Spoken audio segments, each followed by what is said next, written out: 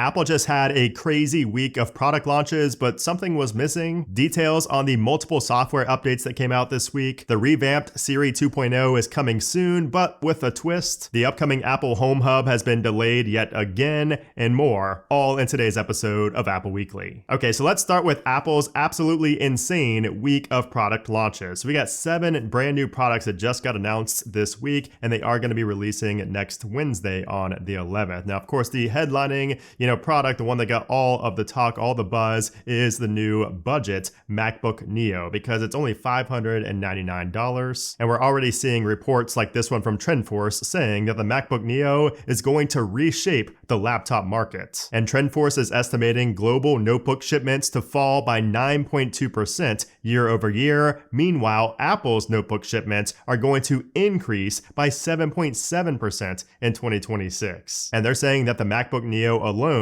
could account for 4 to 5 million units shipped just in 2026. So clearly the MacBook Neo is going to be a massive success for Apple. I think the writing is already on the wall for that. I don't really think it's up for debate at this point. But something else that a lot of people were really confused about was the A18 Pro chip, because everybody was saying it's just an iPhone chip. It's not really going to be that powerful. However, it actually is. If you take a look at the benchmarks, it has faster single core performance than the M3 chip. And the benchmarks are actually already out before the official release, and you can see how it compares to the M1 MacBook Air and the M4 MacBook Air right there. So take a look at that. Obviously, it is a little bit lower than the M4 MacBook Air, but it's higher than the M3. And you can see it's a good bit higher on single core compared to M1. And also the multi-core is higher than M1 as well, which is notable. And I said this over on X or Twitter, but I really do believe that the MacBook Neo's biggest surprise is going to be its performance, because a lot of people have been downplaying it, especially people who aren't really in the know and they just hear through the grapevine through other people that it has an iPhone chip and only 8 gigs of RAM. They're just going to assume it's super,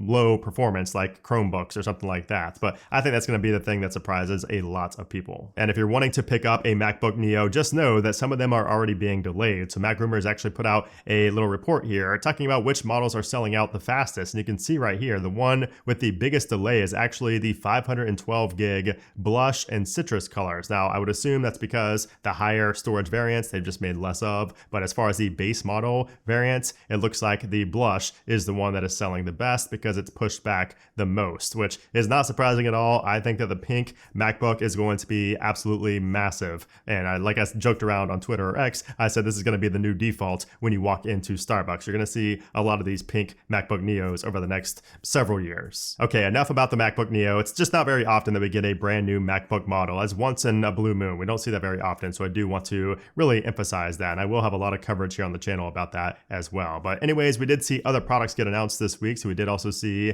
the iPhone 17e, the M5 MacBook Air, the M4 iPad Air, Studio Display and Studio Display XDR, and the M5 Pro and M5 Max MacBook Pro. Now, out of all of those, nothing is really too exciting. I would say that the Studio Display XDR is pretty exciting because it's a 120 Hertz mini LED display, which is something that we have not ever seen from Apple. It's very expensive at $3,300, but it is very cool to see that. And then also, I think that the M5 Max MacBook Pro is crazy impressive, because take a look at these benchmarks here. So the 18 core, remember 18 core M5 Max MacBook Pro scored a 29,233 for multi-core, which is now the highest ever, by the way. It's a new record for Apple because it beat out the 32 core. Remember, it's 18 core. It beat out the 32 core M3 Ultra Mac Studio for that multi-core performance on Geekbench. And it wasn't just like a 1% difference. That's about a 5% increase in single core CPU performance on this, M5 Max MacBook Pro. So that's pretty impressive for that laptop. And it has me even more excited for the M5 Ultra that's coming later this year. That thing is going to be out of this world. Okay, so we know all the products that got announced this week, but what about the ones that did not get announced? Because there's some question marks surrounding a couple of products. And I think the main one that really everybody expected to see, but it did not come, is the base model iPad, the 2026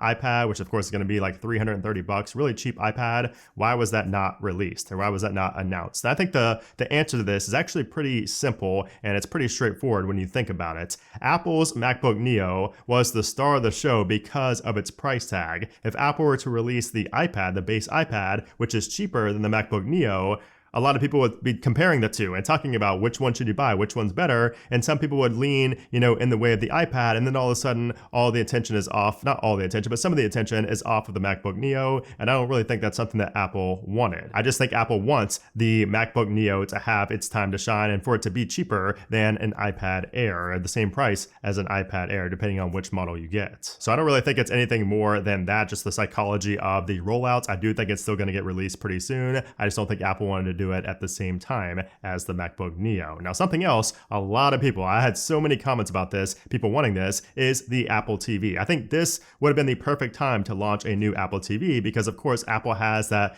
thing with F1 right now. They have that agreement with F1 where they're going to be streaming F1 in the US exclusively on Apple TV. That's a big deal. Would have been a perfect time, a perfect rollout to, announce the new Apple TV 4K. However, the reason Apple did not announce it is because we are still waiting on that revamped Siri. So we heard a report earlier from Mark Gurman saying that these do rely on that, next generation of Siri, which of course we did not see with iOS 26.4 and tvOS 26.4. So that is the reason for that delay. And the same goes for the HomePod Mini. We also expected to see HomePod Minis, but once again, that is reliant on the new Siri 2.0, the revamped Siri, which is going to be coming soon, most likely in iOS 26.5. So we should still be seeing those products relatively soon. Now, of course, with the announcement of all these new products, Apple had to remove or discontinue a lot of products as well to make way for the new ones. And even though we only got 7 new products announced, we had 15 products that got discontinued this week and taken off of the Apple Store. So if you're going on there trying to find a deal, trying to find the older one,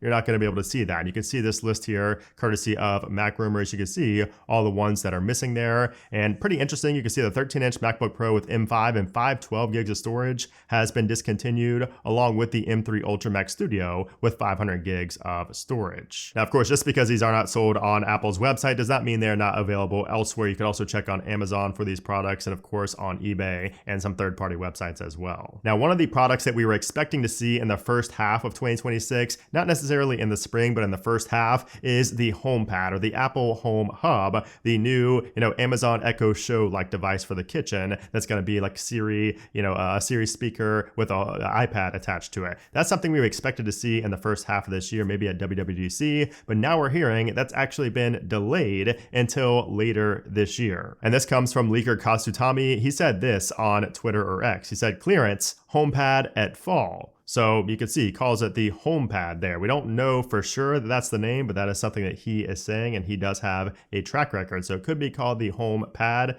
Be kind of confusing in my opinion, but we're now expecting that in the fall, which is kind of disappointing, but it also tells us that this might be reliant on the Siri revamp as well, maybe even more so than like the Apple TV or the HomePod Mini. So maybe it requires like iOS 27, for example, for this to be rolled out. So don't expect that anytime soon, but it is still expected this year. And by the way, just as a refresher, if you're kind of confused about this device, basically it's going to be a 7-inch square display with a front-facing camera on like an iPad, and it's going to have heavy reliance on Siri and voice commands. It's also going to have sensors to detect when somebody is nearby, and the screen is going to change what it shows based on whoever's face it sees and who it sees in front of it with that camera. So this is going to be great for the home. It's also expected to be around $300 to $350. And of course, this is part of Apple's rollout. This is part of their foray into the smart home category. So we're expecting to see a lot more smart home devices from Apple in the coming years. Okay, so now we have to talk about something pretty controversial, and this has to do with the upcoming Siri revamp. The one that's going to be powered by Gemini.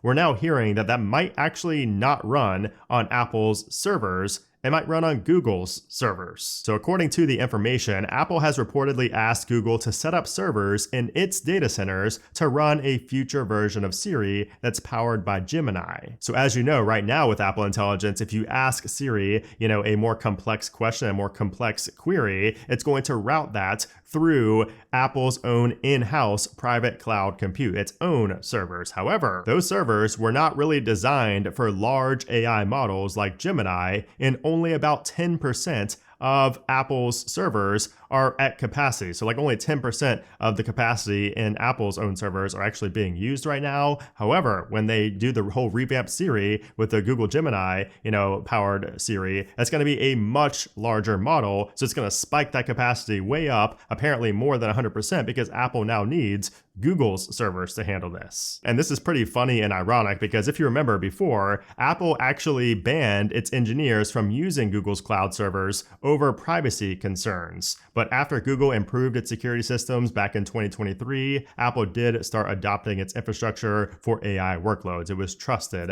after that change, but still, it's pretty funny. Now, of course, a lot of people are questioning the privacy of this. Like if Apple is running, these queries on Google servers, how can we know that it's actually secure? Because everybody trusts Apple for their privacy standpoint, their security standpoint, and we all know that it's on Apple's own, private cloud compute. What's going to happen with that? And that's a question that I don't have an answer to. Like, I don't really know how that's going to work, but we all know Apple. We know Apple is not going to make something. They're not going to put something on our devices that's going to risk, our privacy and our data. So I would expect it to be something that's not as bad as it seems right now. Let me just say that. And by the way, a lot of people have been asking me, what beta are we going to get the new Siri revamp in iOS 26.4? And the answer is none. We're not going to see the Siri revamp in 26.4 at all because we saw this rumored about a month ago now that we're not going to see that Siri revamp until at iOS 26.5 at the earliest. So we might only see parts of the Gemini powered Siri in 26.5. We might see the rest in iOS 27. Now, hopefully this doesn't stretch out until like iOS 27.4 next spring. Hopefully that's not the case. We're hearing, Apple has said that they're delaying it till 2026. So hopefully they keep their word and actually release it in 2026. So hopefully, whatever's left over that's not complete in iOS 26.5, hopefully that does get completed with iOS 27.0, not 27.4 in the spring of 2027. Now, also this weekend, we have F1 kicking off. And as you guys know, exclusively this year, we're going to be able to see Formula One on Apple TV. And you will notice that we have this new splash screen here on Apple TV that tells you Formula One is on Apple TV. Watch every race live and on demand with an Apple TV subscription starting in 2026. And if you go into here, you will see more as well. You can see right here, if you have to renew your Apple TV, you'll see this prompt with F1 there. If we go home, you will see that we have F1 as a main section here. So we have the Australian Grand Prix, which of course is the first race right here. And if you go into that, you will see more about this. Now you can also, if you don't want to pay for it on, with your Apple TV subscription, you can also follow along in the Apple Sports application using live activities. I actually do both. I'm really into F1. So you can see here, we have the Formula One Grand Prix right here, the Australia Grand Prix rather, and you can see all the information about it right here. And I am following it for live activities. And if you're into F1, let me know in a comment down below. I cannot wait for this season. Now, also this week, we did see a couple of software updates. So first off, we got a public release this week. So we got iOS 26.3.1. So this was just a very small double point update. Typically with these updates, you don't really see much, and that was kind of the same thing here. You can see it just adds support for the Studio Display and Studio Display XDR, along with bug fixes for your iPhone.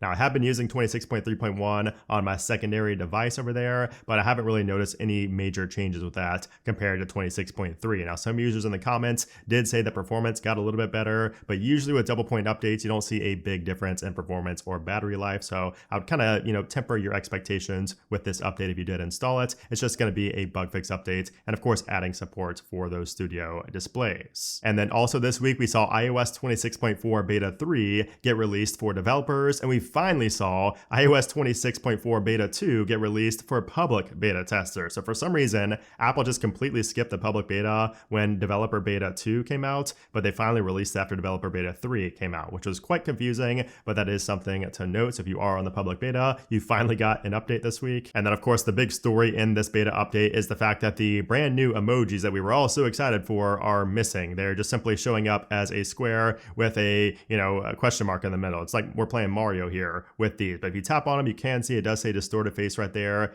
trombone, hairy creature, orca, and you can see all the different ones. Fight cloud, you can see right there where it says describe an emoji, the name of the emojis once you tap on them. However, you cannot see, what these emojis actually show unless you're on an Android. Yes, if you're on an Android, like when I look at my S26 Ultra, I can actually see all these new emojis, but on iPhone, no matter what device, even the Mac, you cannot see these new emojis. It's basically just a bug because of course we are in beta. So I would expect that to be fixed with the next beta release. Some people thought it would be fixed with the public beta, since of course we did get a re-release this week as well. So if you, saw 26.4 Beta 3 2 different times this week, it's because we did see a re-release of 26.4 Beta 3 just to align the build number with the new public beta that was released released, public beta 2. So there's nothing new at all. A lot of people are wondering, what's new in the re-release of 26.4 beta 3? Absolutely nothing. The only change, the only reason Apple does that is to align the build numbers so we're on the same build. And then of course, I've also received a lot of messages from people saying that they're still getting this confirm you're 18 plus in their settings. And sometimes some people are not able to download applications because they have to confirm that they're over 18. And it says, some people do need to have, an ID or a credit card. So you can see down here, it says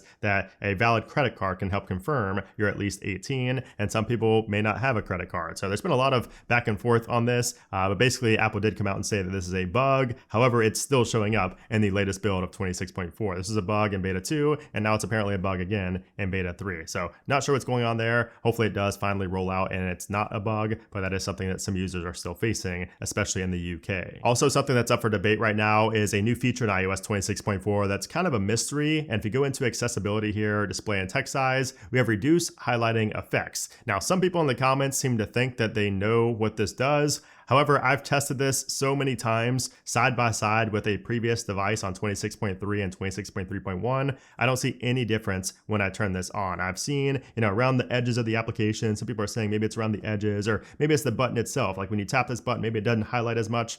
It's the same. Like I've really tested this multiple times trying to find the difference, but I cannot find a difference. So I'm not sure if it's just not activated yet, if I'm doing something wrong. Maybe I'm just blind. Maybe I'm just terrible at my job. You guys tell me, but I'm really not seeing any difference with this feature right here. So if you have a video showing me a difference, please send it to me. I would love to see that. And I would love to see how this actually is changing something in the software. But as far as overall performance goes on iOS 26.4 beta 3, I have to say that it's really good. And actually, I have some proof to kind of back that claim up, because if we go into Geekbench 6 here, I know it doesn't tell the whole story, but still, take a look at this. We have the highest multi-core score I've ever scored on any iPhone ever here with beta 3. So if we go down, you can see that the previous record was, I think it was around right here. This was the previous record. So this was on 26.3. You can see the date right there. So I'm not sure exactly what build that was, but that was on 26.3 on February 2nd. But we have higher now, 10.216 here with this device on 26.4 beta 3. So highest Geekbench multi-core score I've ever scored with an iPhone. That is a record. That is really nice to see. And I can actually tell the difference as well. I talked about this in my What's New video. It's very apparent from the very beginning. I mean, the hitches were gone, the spotlight bug. I did say that the spotlight bug was completely gone. However, I have to tell you guys that I'm still having the occasional issue with spotlight search, the top hits just being really slow to load. So it does not happen near as much, so it has been mostly fixed, but it's still an issue that's ongoing right now in the betas. And of course, I would expect that to be fixed by the time the final rolls out, but I am still facing the issue with spotlight search. But as far as anything else goes, I'm not having any more random reboots like I had on previous builds. I told you guys it's the first time I've had that since like iOS 26.0. I was having that multiple times with 26.4 beta 2 and beta 3, or beta 1 and beta 2 rather, and it was fixed completely in beta 3. I've not had a single random respring or reboot, which is nice to see. So performance, expect a decent jump here with beta 3 compared to previous builds. And then as far as battery life goes, battery life, you can see I'm at 79% right now. I'm not sure what I started with, but I am screen recording, so that's going to eat it up a little bit more. But in my video, you guys saw that I didn't lose any battery. So I would expect battery life to also see an improvement here with beta 3. I've actually noticed it a little bit myself, not a huge difference, but when I look at that video, I can tell that battery life has improved quite a bit. Now, I wouldn't say it's much better than 26.3, but you might notice a small improvement there with 26.4. Now let's talk about what's coming next for Apple, because the next few weeks are going to be very interesting. So of course, next week is going to be super busy with new Mac videos, new iPhone videos. There's going to be a lot going on next week, starting on Wednesday the 11th. I will have a ton of coverage here on the channel. So, pardon me if I don't have an Apple Weekly next weekend, because there's going to be a lot that I have to do. So I'm just giving you guys a heads up on that. There may not be an Apple Weekly next weekend because of all the new product launches. But anyways, let's talk about software here. The next release for iOS 26.4 is most likely going to be iOS 26.4 beta 4. And I would expect Apple to continue this weekly release schedule, this weekly cadence. So I would expect that on Monday, March 9th. That's when we can expect to see the 4th beta. I do not think we're going to see RC next. The build number is just simply not there yet. So if you go to settings, general, about, you can see the build right now is K. I highly doubt that we're going to go to an RC from a K. I don't think I've ever seen that before. So I do think we're going to see at least one more beta. We might be seeing 2 more betas before the RC. So we could see beta 4 week of the 9th, beta 5 week of 16th, RC week of 23rd, final the week of the 30th. If that doesn't happen, we'll see beta 4 next week, beta or RC on the 16th, and then final release on the 23rd. I think those are the 2 scenarios that we could see play out. Now, aside from 26.4, we could be seeing iOS 26.3.2. I don't really think that's very likely to happen, but with all the new products getting released, I do think it's at least worth mentioning that it is a possibility before the release of 26.4. And then, of course, iOS 26.5 is going to have the new Gemini-powered Siri, at least parts of it, so we could expect that to be released, pretty soon after the release, the public release of iOS 26.4, hopefully at some point still in March. And then finally, we have another crazy AirTag story. So this time, a Florida man stopped at a mobile gas station one afternoon and ran inside for just a moment, leaving his black Jeep Wrangler outside still running. Not ever a good idea, but in that short window, a guy in a gray hoodie walked up, hopped in the Jeep, and drove off with it. So of course the victim called the police to report the Jeep as stolen, and thankfully for him, his keys had an AirTag attached to it. So not long after the car theft, the AirTag started pinging at a nearby house. So the man relayed that location information to the police, and they headed to the area and quickly found the stolen Jeep parked in the backyard of an unoccupied home. Now at this point, officers started checking the neighborhood for security cameras, and that's when the story really started to unfold, because several homes had footage showing the same gray hoodie guy parking the Jeep and then walking over to a nearby house. And at one point, he's even seen lifting the lid of a garbage can before heading into the home's front lanai. And police also checked the footage from the gas station and confirmed that the same guy was approaching the Jeep before driving away with it. So since they matched up and they knew it was the same guy, they had proof,